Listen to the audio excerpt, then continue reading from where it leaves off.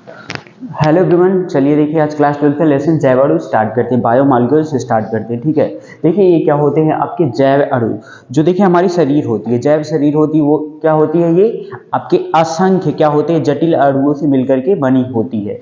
तो इसका देखिए क्या होते हैं, जो हमारी शरीर होती है इसकी संरचना जो होती है, ये आपके आधारभूत इसके अवयव क्या होते हैं आपके, यही जैव अणु होते हैं। जो हमारी शरीर बनी होती है इसके आधारभूत आपके जैव अणु ही होते हैं। तो देखिए जैव अणु क्या है, जैव अणु वे जटिल कार्बनिक यौगिक होते हैं जो जीवन के मूल आधार तथा जीवों के विकास के लिए आवश्यक होते हैं। ठीक है, जैसे कि आपके हो गए कार्बोहाइड्रेट हो गए, विटामिन हो गई, प्रोटीन हो गए, न्यूक्लिक अम्ल हो गए, ये सब क्या है आपकी जैव अणु हैं।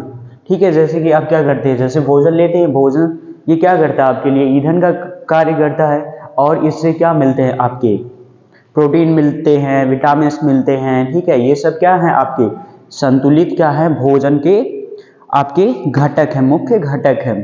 तो देखिए अब यहाँ पे एक चीज और पढ़ते हैं, यहाँ पे जैव रसायन क्या है।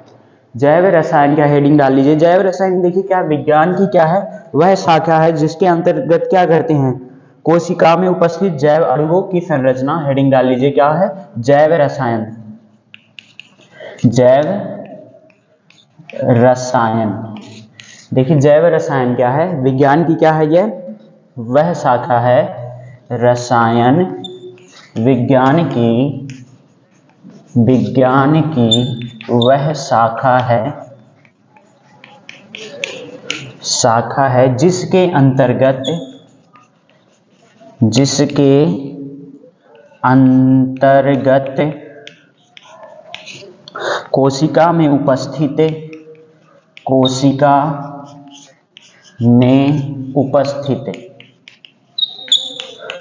कोशिका में उपस्थित जैव अणुओं की संरचना, जैव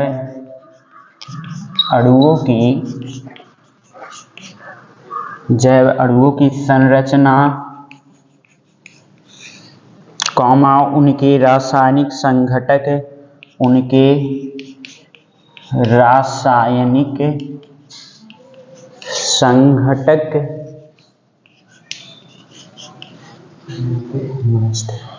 रासायनिक संघटक तथा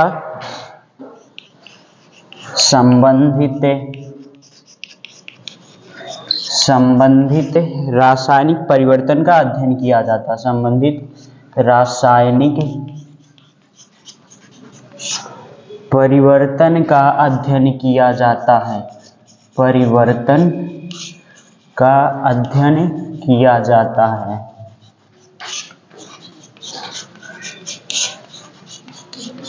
तो यही आपका देखिए क्या है, जैव रसायन है। रसायन विज्ञान की वह शाखा जिसके अंतर्गत कोशिका में उपस्थित जैव अणुओं की संरचना, उनके रासायनिक संघटक तथा संबंधित रासायनिक परिवर्तन का अध्ययन किया जाता है। इसी को क्या कहते हैं, जैव रसायन कहते हैं। अब देखिए आपको मेन क्या पढ़ना है, आपको कार्बोहाइड्रेट पढ़ना है। तो चलिए अब हेडिंग क्या डाल लीजिए, कार्बोहाइड्रेट।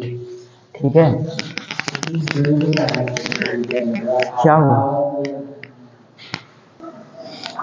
हाँ चलिए हेडिंग डाल लीजिए आगे, कार्बोहाइड्रेट।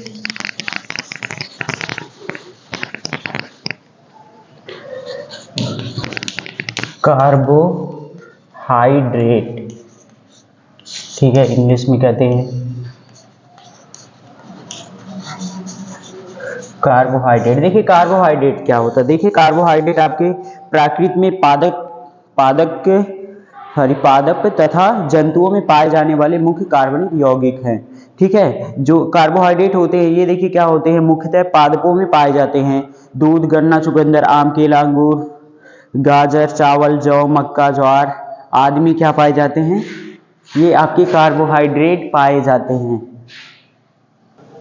देखिए जो आपके पौधे होते हैं, पौधे में क्या होते हैं आपके 70% क्या होते हैं, कार्बोहाइड्रेट ही होते हैं। पौधों का 70% जो भाग होता है वो कार्बोहाइड्रेट का ही होता है। और देखिए क्या होता है, जो प्रकाश संश्लेषण जो होता है, इसमें क्या होता है, जो कार्बन डाइऑक्साइड रहती है, जल क्या करते हैं, पौधे क्या करते हैं, प्रकाश संश्लेषण तो बड़े होंगे, क्या होता है, x मोल क्या लेंगे, CO2 प्लस y मोल क्या लेते हैं, जल लेते हैं। किसकी उपस्थिति में करेंगे, क्लोरोफिल और सूर्य के प्रकाश की उपस्थिति में क्या बनाते हैं, अपना भोजन बनाते हैं। क्या CX, ये आपका क्या हो जाएगा H2O, Y प्लस क्या देगा X मोल्स O2। तो यही क्या होता है आपके प्रकाश संश्लेषण से भी क्या करते हैं पौधे, आपके कार्बोहाइड्रेट बनाते हैं। तो ग्लूकोज क्या, ग्लूकोज आपका एक कार्बोहाइड्रेट ही है। तो देखिए जो आपके कार्बोहाइड्रेट होते हैं, ये देखिए पौधों में कार्बोहाइड्रेट स्टार्च के रूप में संचित रहते हैं। जो पौधा होता है तो पौधों में किसके रूप में होते हैं कार्बोहाइड्रेट, स्टार्च के रूप में होते हैं। तो पौधों में क्या पाया जाता है, आपका स्टार्च पाया जाता है। और देखिए कह रहा कि मनुष्य शरीर में कार्बोहाइड्रेट ग्लाइकोजन के रूप में यकृत में संचित रहता है, ठीक है। और मनुष्य के शरीर में जो आप कार्बोहाइड्रेट रहता है वो ग्लाइकोजन के रूप में रहता है। किसके रूप में रहता है, ग्लाइकोजन के रूप में यकृत में संचित रहता है। और ये देखिए क्या करता है, जो कार्बोहाइड्रेट है ये क्या करेगा, ये शरीर को ऊर्जा तथा ऊष्मा प्रदान करता है, ठीक है। कार्बोहाइड्रेट क्या करता है, ये जल्दी से क्या करेगा, ऊष्मा और ऊर्जा प्राप्त करेगा, ठीक है। अब देखिए कार्बोहाइड्रेट को क्या कहते हैं रसायन की भाषा में। देखिए रसायन की भाषा में कार्बोहाइड्रेट कार्बन, हाइड्रोजन तथा, लिख लीजिएगा रसायन की भाषा में कार्बोहाइड्रेट को क्या कहते हैं। रसायन की भाषा में कार्बोहाइड्रेट कार्बन, हाइड्रोजन तथा ऑक्सीजन युक्त पॉलीहाइड्रॉक्सी एल्डिहाइड तथा कीटोन होते हैं। रसायन की भाषा में जो आपके कार्बोहाइड्रेट को क्या कहा जाता है, कार्बन, हाइड्रोजन तथा ऑक्सीजन के पॉलीहाइड्रॉक्सी एल्डिहाइड और कीटोन कहा जाता है। अब देखिए इनका जो सामान्य सूत्र होता है, सामान्य सूत्र तो यही देखिए दिया गया है, ठीक है। जो आपके कार्बोहाइड्रेट होते हैं इनके देखिए क्या होते हैं, इनके सामान्य सूत्र क्या होते हैं आपके, यहाँ पे CX, यहाँ पे H2O, यहाँ पे ये Y होता है, ठीक है। अब यहाँ पे क्या होता है, यहाँ पे देखिए ये CX H2O Y होता है। अब देखिए जो कार्बोहाइड्रेट होते हैं इसमें क्या होता है, हाइड्रोजन तथा ऑक्सीजन का अनुपात क्या होता है, 2:1 होता है, ठीक है। 2:1 होता है। देखिए क्या होता है आपका यहाँ पे जो अनुपात होता है किसका, हाइड्रोजन और ऑक्सीजन का। ये देखिए 2 ऑक्सीजन है, ये एक ही है, 2 हाइड्रोजन और एक, इनका अनुपात कितना होगा, 2:1 होता है। तो तथा इसका सरलतम सूत्र क्या हो जाएगा, इसका सरलतम सूत्र क्या लिख सकते हैं, CH2O। सरलतम सूत्र क्या हो जाएगा, ये हो जाएगा। अतः कार्बोहाइड्रेट क्या है, कार्बन के हाइड्रेट भी कहलाते हैं। कार्बोहाइड्रेट क्या कहलाते हैं, कार्बन के हाइड्रेट भी कहलाते हैं। अब जैसे उदाहरण दे रहे हैं हम, जैसे उदाहरण देख लीजिए आपकी ग्लूकोज का, पहला क्या लिख लीजिए, ग्लूकोज। ग्लूकोज का देखिए सूत्र क्या होता है आपका, C6H12O6 ये होता। अब इसी सूत्र पर लगाइए, या फिर क्या कर सकते हैं, यहाँ पे क्या हो जाएगा, CX हो जाएगा और यहाँ पे क्या हो जाएगा H2O। अब देखिए ये कितना लिख देंगे, यहाँ पे भी क्या हो जाएगा आपका 6 हो जाएगी। ये इस सूत्र पर क्या हो गया, ये बैठ गया। Good morning. और देखिए अगला देखिए सुक्रोज। सुक्रोज भी आपका क्या है, सुक्रोज ये भी आपका क्या है, कार्बोहाइड्रेट है। इसका सूत्र क्या होता है, C12H22O11, ठीक है। या फिर आप इसी सूत्र पे बैठाइए, देखिए क्या हो जाएगा आपका C12 आपका क्या हो जाएगा H2O। अब यहाँ पे भी क्या हो जाएगा आपका O11 हो जाएगा, इस सूत्र पर बैठ जा रहा है। और देखिए स्टार्च, स्टार्च का आपका सूत्र होता है, स्टार्च का हो जाएगा आपका C6H10O क्या हो जाएगा O5, ये N रहेगा, ठीक है। या फिर ये भी इसी सूत्र पर बैठ जाएगा, क्या हो जाएगा C6 आपका H2O, ये क्या हो जाएगा 5 का होल, ये N हो जाएगा, ठीक है। ये सब देखिए क्या हो जा रहे हैं, इसी सूत्र पर बैठ जा रहे हैं। लेकिन इसको देखिए मिटा दे रहे हैं। लेकिन आपके कुछ ऐसे यौगिक भी हैं जो क्या करते हैं, इस सूत्र पर नहीं बैठते। अगर देखिए ये इतने यौगिक क्या है, इस सूत्र पर बैठ जा रहे हैं, मतलब कि ये सब क्या है, कार्बोहाइड्रेट है। लेकिन आपके कुछ और यौगिक हैं जो इसी सूत्र पर बैठ जाते हैं, लेकिन वो कार्बोहाइड्रेट नहीं होते। जैसे देखिए क्या है आपका, जैसे आपको पहले बता दी, जो इस सूत्र पर नहीं बैठते फिर भी क्या है वो कार्बोहाइड्रेट है। जैसे आपका रेमनोस, क्या है ये देखिए रेमनोस, ये भी देखिए आपका एक कार्बोहाइड्रेट है। इसका सूत्र है C6H12O5, C6H12O5 इसको इस सूत्र पे बैठाएंगे, ये नहीं बैठेगा, लेकिन फिर भी ये क्या है आपका कार्बोहाइड्रेट है। दूसरा देखिए आपका ये लिख लीजिए 2-डीऑक्सी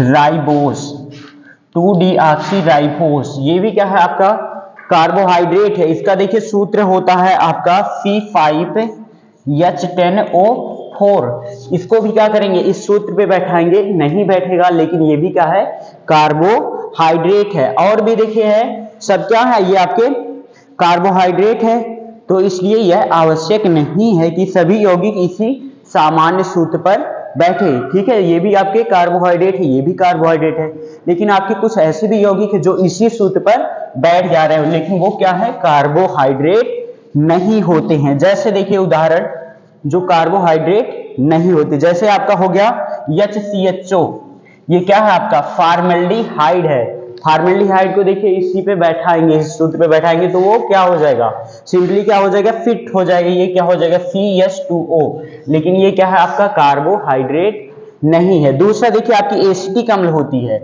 एसिटिक अम्ल का सूत्र होता है CH3COOH, ये एसिटिक अम्ल भी क्या हो जाएगी कार्बोहाइड्रेट के सूत्र पे सेम क्या हो जाएगी, ये बैठ जाएगी। क्या लिखेंगे C2, ये क्या हो जाएगा H2O, यहाँ पे 2, तो ये भी देखिए क्या हो रहा है, ये कार्बोहाइड्रेट के सूत्र पे बैठ जा रहा है, लेकिन ये क्या है आपके कार्बोहाइड्रेट नहीं है। तो इसलिए क्या है यहाँ पे जितने भी आपके जो यौगिक है कि यह आवश्यक नहीं है कि जो कार्बोहाइड्रेट है ये इसी सूत्र पर बैठे।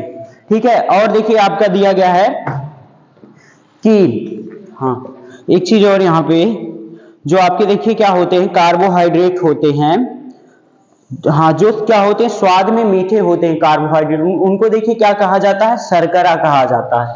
जो कार्बोहाइड्रेट स्वाद में मीठे होते हैं उनको क्या कहा जाता है शर्करा कहा जाता है। ठीक है, तो देखिए घरेलू उपयोग में जो उपयोग होने वाली क्या होती है शर्करा होती है, उसको क्या कहते हैं सुक्रोज कहते हैं। घरेलू उपयोग में जो आपकी जो शर्करा होती है चीनी होती है उसको क्या कहा जाता है सुक्रोज कहा जाता है। ये घरेलू उपयोग में इसी का उपयोग किया जाता है। इसका सूत्र होता है C12H22O11।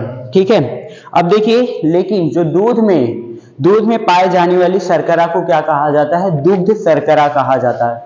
जो शर्करा किस में पाई जाती है दूध में पाई जाती है उसको दुग्ध शर्करा कहते हैं, या फिर उसको क्या कहते हैं लैक्टोज कहते हैं, दुग्ध शर्करा, या फिर क्या कहते हैं दुग्ध शर्करा,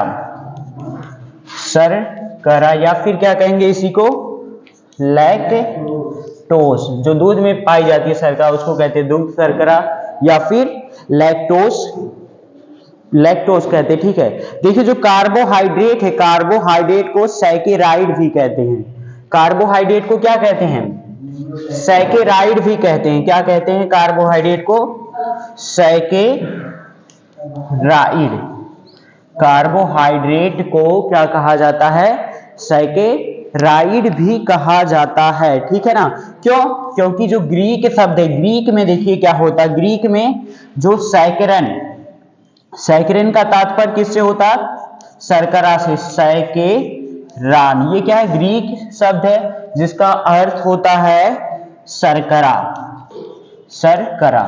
ठीक है, तो देखिए ग्लूकोज को क्या कहा जाता है कार्बोहाइड्रेट को क्या कहा जाता है सैकेराइड भी कहा जाता है। ग्रीक शब्द में क्या है जिसका अर्थ होता है सैकरन का मतलब होता है शर्करा। ये क्या है ग्रीक शब्द है, जो सैकरन है ये ग्रीक शब्द है, इसका मतलब क्या होता है शर्करा।